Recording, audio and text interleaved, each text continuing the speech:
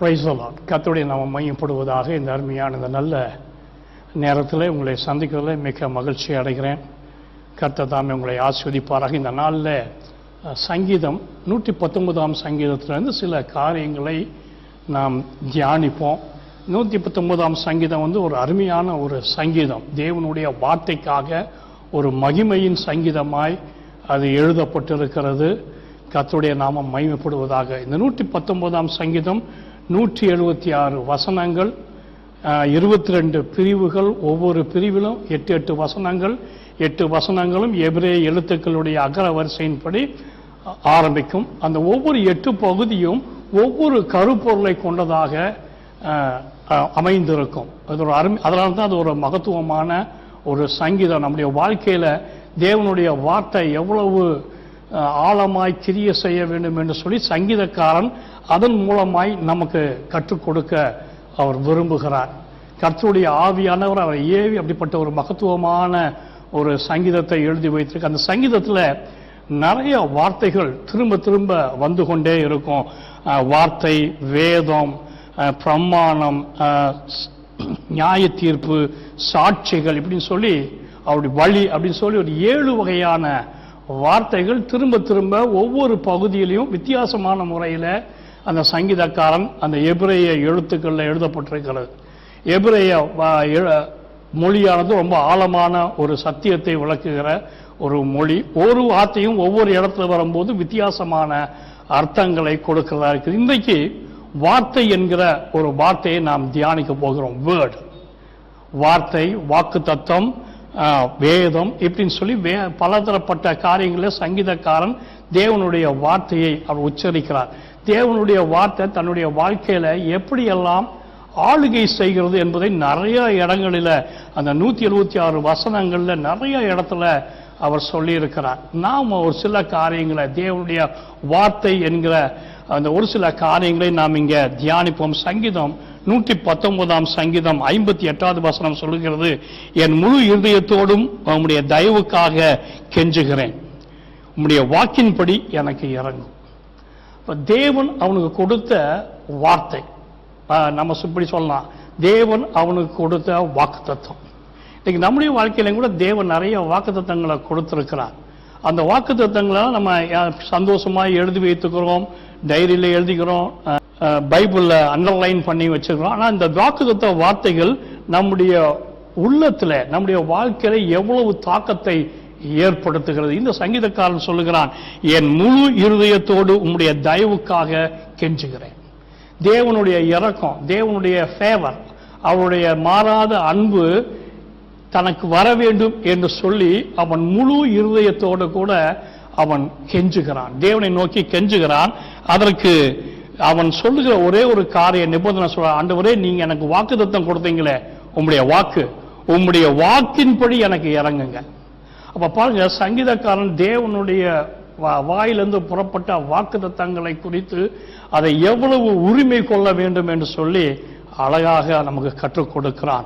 அங்கே சொல்லுகிறான், உம்முடைய வாக்கின்படி எனக்கு இறங்கு. நீங்க எனக்கு என்ன வாக்குத்தத்தம் கொடுத்தீங்க அதன்படி எனக்கு இறங்குங்க. இதற்காகத்தான் நான் முழு இருதயத்தோடு கூட உம்முடைய தயவுக்காக கெஞ்சுகிறேன். நீங்க நம்முடைய வாழ்க்கையில நெருக்கடியான காலகட்டங்களில் தேவனுடைய வாக்குத்தத்தங்களை மறுபடியுமாய் நம்முடைய மனதிற்குள்ளே நாம திரும்பவும் கொண்டு வர வேண்டியது அவசியம். அதை தேவனிடத்துல உரிமை பாராட்ட வேண்டியது அவசியம். அதனால தான் அங்க சொல்லலாம், முழு இருதயத்தோடு கூட. ஏதோ ஒரு சந்தர்ப்ப சூழ்நிலைக்காக வாக்குத்தத்தங்களை தேடுவதோ வாக்குத்தத்தங்களை பெற முயற்சிப்பதோ இல்லை. இங்க அவன் சொல்லுங்க, முழு இருதயத்தோடு கூட உங்களுடைய இறக்கம் என் வாழ்க்கையில கடந்து வரணும். உங்களுடைய வாக்குத்தத்தை எனக்கு செஞ்சீங்களே அதன்படி செய்யுங்க, வேற எனக்கு வேண்டாம். நம்முடைய வாழ்க்கையிலும் கூட தேவனிடத்துல நம்ம ஜெபிக்கும் பொழுது, ஆண்டவரே உங்களுடைய வாக்குத்தத்தத்தை எனக்கு கொடுத்தீங்களே அதன்படி எனக்கு செய்யுங்க ஆண்டவரேன்னு சொல்லி கேட்போம்னா அது ஒரு 100க்கு 100 அது ஒரு பதில் கொடுக்கிற ஒரு ஜெபமா இருக்கும். அதே சங்கீதத்தில் 41ஆம் வசனம் சொல்கிறது, உம்முடைய வாக்கின்படி உம்முடைய தயவு உம்முடைய ரட்சிப்பு எனக்கு வருவதாக. அப்ப தேவனுடைய வாக்குத்தத்தை எனக்கு கொடுத்தீங்களே அதன்படி உம்முடைய மாறாத அன்பு, தயவு, இரக்கமும் உம்முடைய விடுதலையும் எனக்கு வருவதாக சொல்லி அது 41ஆம் சங்கீதத்தில் இந்த சங்கீதக்காரர் சொல்லுகிறார். இன்னைக்கு தேவனுடைய வார்த்தையை வார்த்தையினுடைய அஸ்திபாரத்திலே நின்று கொண்டு நம்முடைய பிரச்சனைகள் மத்தியில, போராட்டத்தின் மத்தியில, நெருக்கத்தின் மத்தியில நாம் கர்த்தரை நோக்கி கூப்பிடும் பொழுது கர்த்தர் நமக்கு கூறின வாக்குத்தத்தங்களை நினைவு கூறுவார். ஆபிரகாம் கொடுத்த வாக்குத்தத்தங்களை நினைவு கூறுகிறார். எங்கே நினைவு கூறுகிறார்? இஸ்ரவேல் ஜனங்க அங்க எகிப்தில் அடிமைத்தனத்தில் இருந்த பொழுது அவர் நினைவு கூர்ந்தான்னு சொல்கிறது. அப்ப அவர்களை நினைவு கூர்ந்த கர்த்தர் இன்றைக்கு என்னையும் உங்களையும் அவர் நமக்கு கொடுத்த வாக்குத்தத்தங்களையும் அவர் நினைவு கூறுவதற்கு அவர் உண்மை உள்ளவராக இருக்கிறார். இன்னொரு வசனத்தையும் கூட நம்ம தியானிப்போம். 119 சங்கீதம் 82வது வசனம். எப்பொழுது என்னை தேற்றுவீர் என்று உம்முடைய வாக்கின் மேல் நோக்கமாயிருந்து என் கண்கள் பூத்து போயிற்று. லாங்கிங், ரொம்ப நாள் அவன் காத்திருக்கிறான். தேவனுடைய வாக்குத்தத்தம் என் வாழ்க்கையில நிறைவேறும் வேண்டும் என்று சொல்லி ஒரு ரொம்ப நாள் அவன் காத்திருக்கிறதை இங்கே அவன் சொல்லுகிறான். எப்பொழுது என்னை தேற்றுவீர் என்று.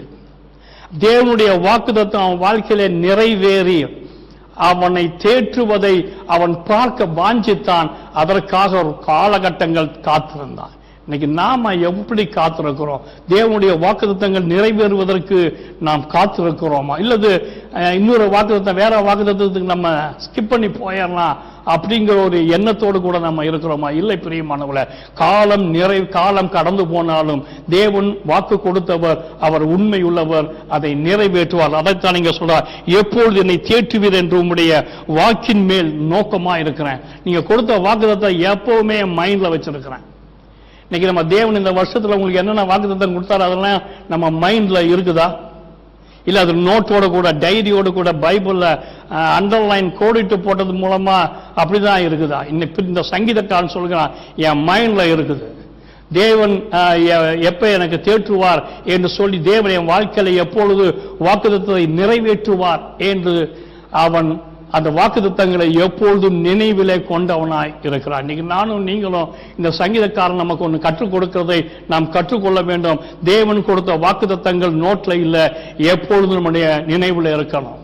தேவ சமூகத்துக்கு போகும்போதெல்லாம் நினைவு இருக்கணும். நம்முடைய நினைவுல நிறைய நேரத்தில் சத்ருவான நம்முடைய பிரச்சனைகள், போராட்டங்கள், உலகத்துக்குரிய காரியங்களை கொடுத்து நம்மை வழிமாற்ற விரும்புகிறான். ஆனா இந்த சங்கீதக்காரன் ஒன்று கற்றுக் கொடுக்கிறான், என் தேவன் கொடுத்த வாக்குத்தத்தங்கள் எல்லாம் என் மைண்ட்ல எப்பவுமே இருக்கிறது.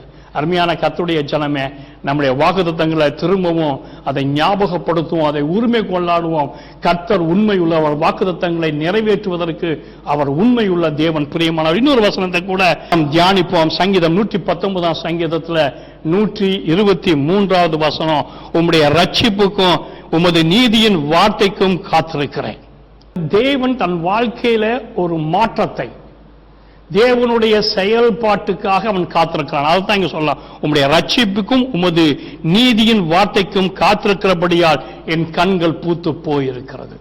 அப்ப தேவனுடைய செயல் திட்டம் என் வாழ்க்கையில வெளிப்படும் வரைக்கும், நிறைவேறு வரைக்கும், அவருடைய உண்மையுள்ள வார்த்தைகள் என் வாழ்க்கையில நிறைவேறுகிற வரைக்கும் நான் காத்திருக்கிறேன்.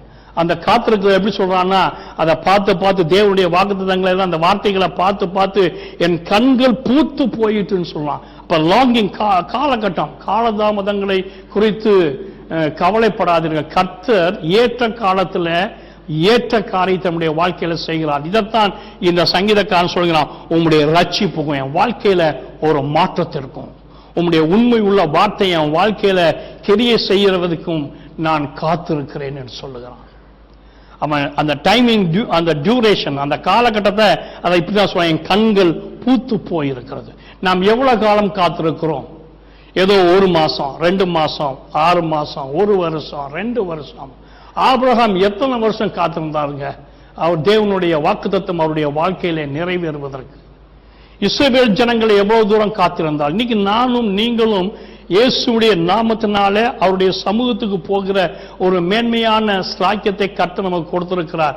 அந்த சமூகத்தில் தேவன் நம்மை அந்த காத்திருக்கிற காலத்தில் நம்ம அவர் தாங்க செய்கிறார். நம்ம எப்பெல்லாம் தேவ சமூகத்துக்கு நம்ம போகிறோமோ அந்த காத்திருப்பு காலத்தை அவர் என்ன பண்றார்? அவர் சஸ்டைன் பண்றார்.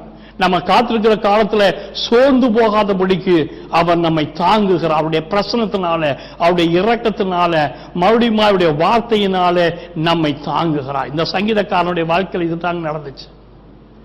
அவன் வாழ்க்கையில ஏதோ ஒரு பிரச்சனை, ஏதோ ஒரு நெருக்கடியான சூழ்நிலை, அந்த நெருக்கடியான சூழ்நிலையிலிருந்து மாறுவதற்கு அவன் சுயமா மாறி வெளியே வரணும்னு சொல்லி முயற்சிக்கல. அவன் நீதியுள்ள வார்த்தை, உண்மையுள்ள வார்த்தை, அந்த உண்மையுள்ள வார்த்தை என் வாழ்க்கையில மாற்றத்தை ஏற்படுத்த வேண்டும் என்று சொல்லி அவன் விரும்புகிறான். அருமையான கர்த்தருடைய ஜனமே, தேவனுடைய வார்த்தையை நம்ம நிறைவேற்றுவதற்காக, நம்முடைய வாழ்க்கையில நிறைவேறுவதற்கு நாம் காத்திருக்கிறோமா, இல்லது நம்ம அதை தாண்டி ஸ்கிப் பண்ணி வேறொரு காரியத்துக்கு நம்ம போக விரும்புகிறோமா? இன்னைக்கு நம்முடைய வாழ்க்கையில, நம்முடைய இருதயத்துக்குள்ள தேவனுடைய வார்த்தை நிறைந்திருக்கிறது. அதனால்தான் யோவான் 15ஆம் அதிகாரம் 7ஆம் வசனம் சொல்கிறது, நீங்கள் என்னிலும் என் வார்த்தை உங்களிலும் நிலைத்திருந்தால், வேரூன்றி இருந்தால், பசுமையாய் இருந்தால், நீங்கள் கேட்டுக்கொள்வது எதுவோ அது உங்களுக்கு செய்யப்படும். அப்ப தேவனோடு கூட நான் இணைந்திருக்கணும். தேவனுடைய வார்த்தை என்னுடைய இருதயத்தில் பசுமையாய் இருக்கணும். அப்ப தேவன் இங்க அழகா சொல்றார், உங்கள் வார்த்தையினால் நீங்க நிலைத்திருந்தால், தேவனுடைய வார்த்தைக்கு கீழ்ப்படிந்து அதுல ஸ்டாண்ட் பை ஆனோம்னா, அதை நிலை கொண்டு இருப்போமானால், நாம் கேட்கிற காரியத்தை அவருடைய சித்தத்தின்படி நம்முடைய வாழ்க்கையில செய்கிறார். சங்கீதக்காரன் இதைத்தான் அவன் அழகா சொல்லுகிறான், உம்முடைய ரட்சிப்புக்கும் உமது நீதி உள்ள வார்த்தைக்கும் காத்திருக்கிறேன். ஏன்னா அவருடைய உண்மையுள்ள வார்த்தை அவன் விசுவாசித்தான், அது அவனுடைய மனதில் இருந்தது. பிரியமானவளே, இந்த நாள் இதை கேட்டுக்கொண்டிருக்கிற கர்த்தருடைய ஜனமே, கர்த்தருடைய வார்த்தை, தேவன் கொடுத்த வாக்குத்தத்தங்கள், தேவன் கொடுத்த வாக்குறுதிகள், தேவன் உனக்கு இதை செய்வேன்னு சொன்ன அந்த காரியங்கள் எல்லாம் என்னுடைய மனசுக்குள்ள இருக்குது. அதை திரும்ப அதை அனல் மூட்டுகிறோமா? அது தேவ சமூகத்துக்கு போகும்போதெல்லாம் அது நம்முடைய மனதுக்குள்ள வருகிறதா? சிந்தித்து பாருங்க. தேவன் கொடுத்த வாக்குத்தத்தங்களுக்காக தேவனை துதியுங்கள். இது ஏதோ ஒரு என்னைக்கோ ஒரு நாள் நடக்கிற காரியம் இல்ல, நம்முடைய அனுதின வாழ்க்கையில நடக்கிற காரியம். இதைத்தான் இந்த சங்கீதத்தில் கடைசியா சொல்கிறான். டெய்லி ஒவ்வொரு நாளும் தேவன் என் வாழ்க்கையில் ஒரு காரியத்தை செய்வார், அவருடைய உண்மையுள்ள வார்த்தை என் வாழ்க்கையில நடக்கும் என்று சொல்லி அவன் காத்திருக்கிறான். இந்த அனுபவம் தான் தேவன் எனக்கும் உங்களிடத்திலும் அவர் எதிர்பார்க்கிறார். இந்த வார்த்தைகள் உங்களுக்கு ஆசீர்வாதமாய் இருக்க வேண்டும் என்று சொல்லி நான் நம்புகிறேன். ஜெபம் பண்ணுவோம். எங்கள் அன்புள்ள ஆண்டவரே, நீர் எங்களுக்கு எத்தனையோ வாக்குத்தத்தங்களை கொடுத்திருக்கிறேன். அதிக சமயத்தில் நாங்கள் மறந்துடுறோம். அதையெல்லாம் மன்னிங்க ஆண்டவரே. உங்களுடைய ஆண்டவரே, நீர் எங்களுக்கு கொடுத்த அந்த வாக்குத்தத்தங்களை திரும்பவும் நாங்கள் ரீகால் பண்ணி ஆண்டவரே விசுவாசத்தில் அறிக்கை செய்து அந்த வாக்குத்தத்தத்தை எங்கள் வாழ்க்கையில் நிறைவேறும் வரைக்கும் காலங்கள் கடந்தாலும் அதற்கு காத்திருக்க எங்களுக்கு உதவி செய்ய வேண்டுமாய் ஜெபிக்கிறோம். அந்த அனுபவத்திற்குள்ளே கேட்கிற ஒவ்வொருவருக்கும் நடத்த வேண்டும் என்று சொல்லி நான் ஜெபிக்கிறேன்.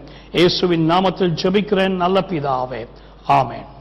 God bless you. இந்த வார்த்தைகள் உங்களுக்கு ஆசீர்வாதமாய் இருக்கும் என்று சொல்லி நான் விசுவாசிக்கிறேன். இந்த சேனலை சப்ஸ்கிரைப் பண்ணுங்க, லைக் பண்ணுங்க, ஷேர் பண்ணுங்க. தொடர்ந்து நம்ம இந்த 119ஆம் சங்கீதத்திலிருந்து நாம் தொடர்ந்து வார்த்தைகளை நாம் தியானிக்க போகிறோம். கர்த்தர் உங்களை ஆசீர்வதிப்பாராக.